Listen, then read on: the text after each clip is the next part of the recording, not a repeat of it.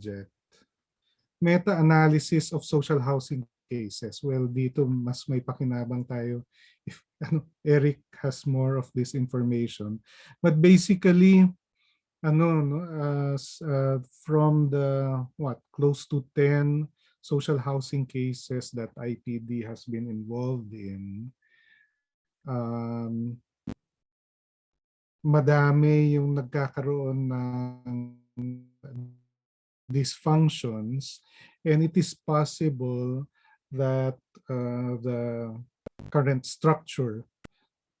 institutions that are intended to support people-driven social housing create perverse incentives, especially for small early stage co-ops, no? So ako, having worked in cooperatives in the early and the mid 90s, very clear yung discourse noon that there's such a thing as too much too soon, where too much credit, too much liquidity, too much cash in co-ops tends to creates perverse incentives, parang nagiging poison yung cash or credit, too much cash or too much credit for immature co-op, no?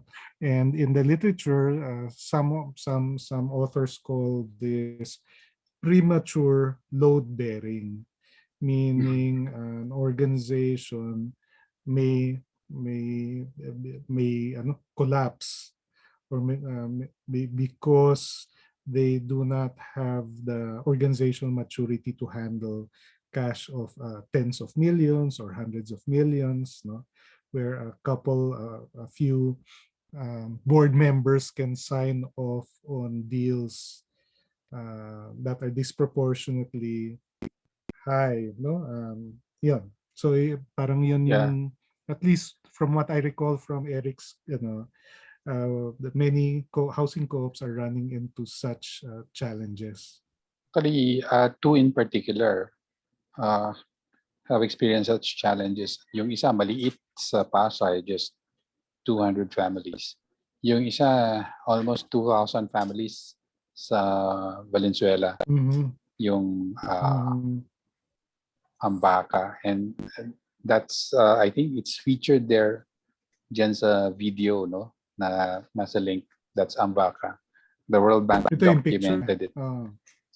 If you play that, ikukwento yan. Saan yan? Pero in the case of social housing, just to be clear, hindi sila humahawak ng cash, no?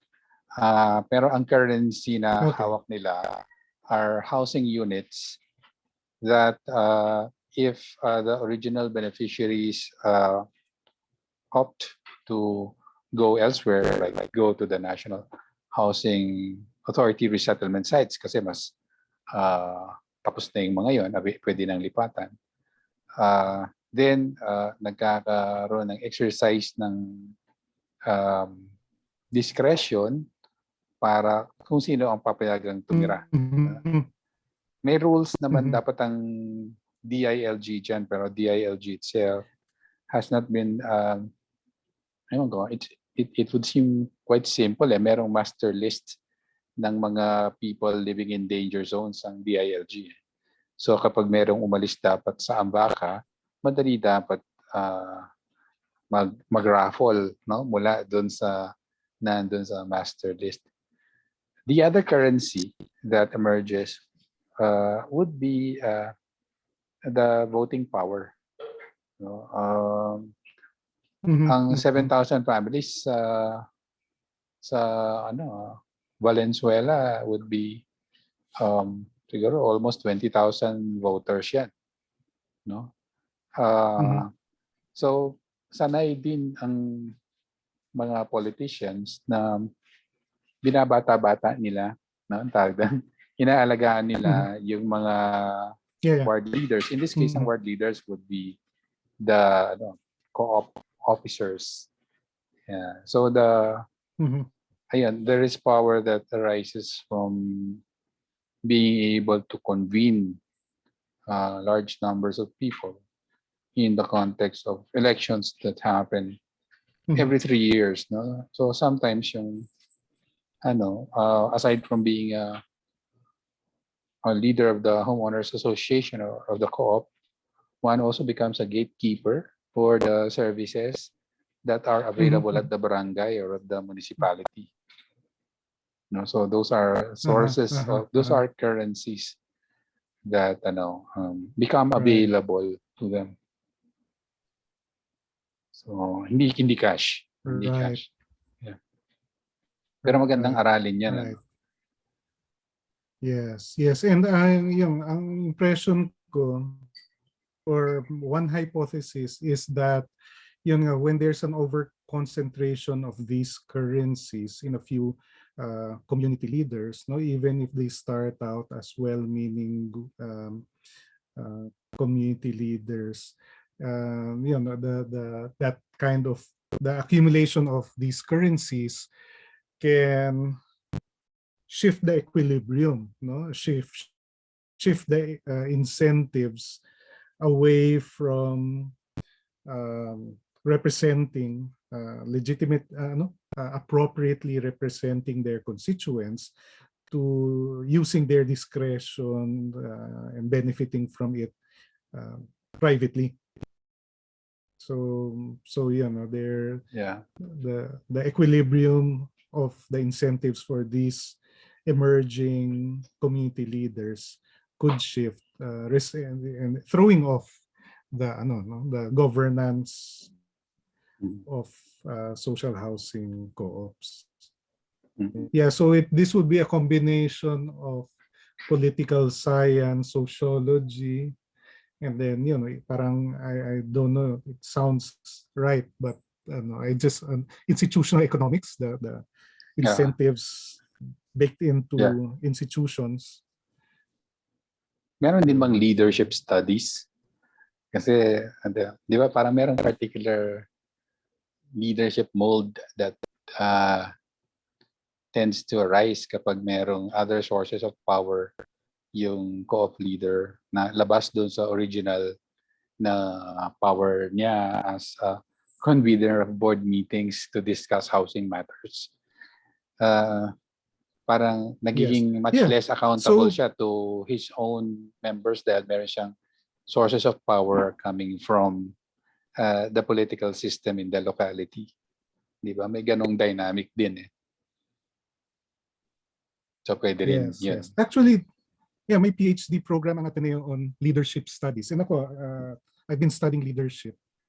So one way of naming this, merong formal leadership, formal authority and informal authority. No, so kung kunwari one individual gets elected into the co-op board, then he acquires or is given formal authority as a board director. No, but if he so happens to be the community representative of a politician, diba? And then he also becomes close to the barangay officials, then magbe-build up rin yung kanyang informal authority, no? And people begin to recognize his portfolio of formal authority and informal authority. In fact, he might have, just as you mentioned, multiple sources of formal authority. Diba? On the one hand, he's board member.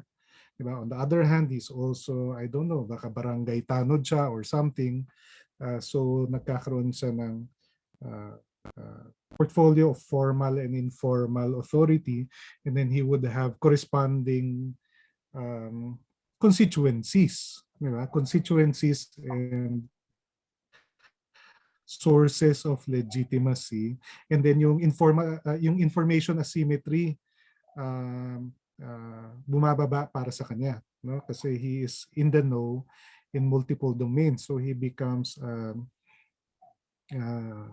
very effective agent, no, or ano ba, It becomes connector centrally connector located siya in many domains. Di ba? that can be Pwedeng Yes, network yes, analysis, yes, ano? no, Pwede yan, and no? they might, yes, network analysis, no. Anong merong tinatawag na yeah, there network analysis may different types of centrality, no. But yeah, the more central they are, and the fewer alternatives there are to him, the more powerful he is, no. So talagang nagiging gatekeeper siya, yeah, Mukhang across ano the to network. mukhang important enough yung issue na to, such that in a budget hearing last year at the Senate, si Senator Gatchalian said na, sabi niya, itong people's planning na ito, it's a disaster. Itong community-led housing, pati yung community mortgage program, it's a disaster. Sabi niya, sa amin sa Valenzuela, sabi niya, nagpapatayan yung mga HOA leaders dyan, no? His proposition is dapat mas malaki ang role ng local governments, and he would have a Disciplina Village in Valenzuela Mhm. as a showcase of how to do it. So that's generated significant debate. May webinar ang IPD tungkol dyan, where there's a lot of very valuable reflection. Not necessarily sympathetic with the views of Gatchalian, although acknowledging the problems that he also identified. Yeah, pag may nagpatayan na, and kung literal yan, no, where one from the leadership diagnostics or system diagnostics, on the one hand, you can say pag may nagpatayan dyan, it was just an interpersonal thing, no, an interpersonal clash. But one can take a step back and examine if yung patayan na yan is actually a symptom of institutional tensions. Diba? And then the individuals were just at the flashpoint of those institutional tensions. Yun. So yeah, mukhang dapat nga lumalim yung analysis of social housing cases. Because there could be some middle ground. Yeah, kasi organization is deemed by many to be an important input to the production of bankable housing projects. So a middle way has to be found. Yes. No, so pati yung premature loading na sinasabi mo, that's a slightly different challenge din, efficacy naman yun, effectiveness na challenge yun. Yep.